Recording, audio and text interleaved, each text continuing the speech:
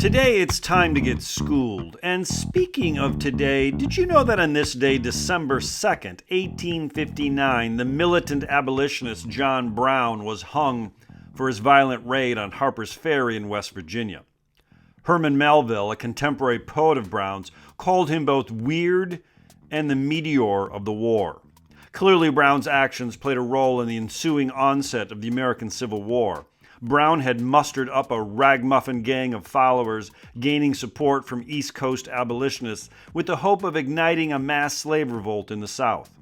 The only thing he ignited was fear in the South that an even more organized, violent action was imminent. John Brown had already earned a reputation out in bleeding Kansas for a willingness to use violence in order to overcome the evils of slavery. For Brown, there was a higher law that legitimizes actions, even those actions that defy state sovereignty. His raid failed, but was John Brown a freedom fighter or a fanatic?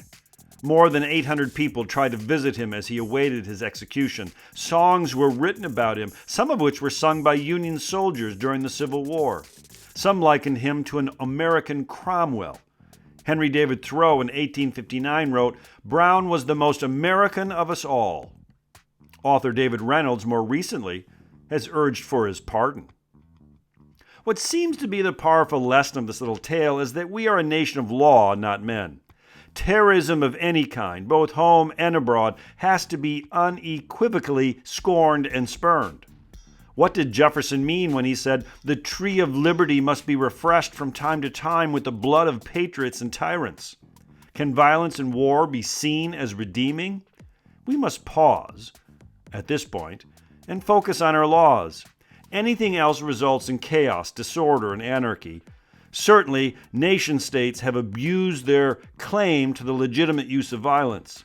What better time to up our vigilance as a sovereign people to hold our leaders and institutions to the highest of standards? Perhaps we can begin with this simple maxim: do unto others as you would have them do unto you. Psst, it's Prologue with Mr. Review.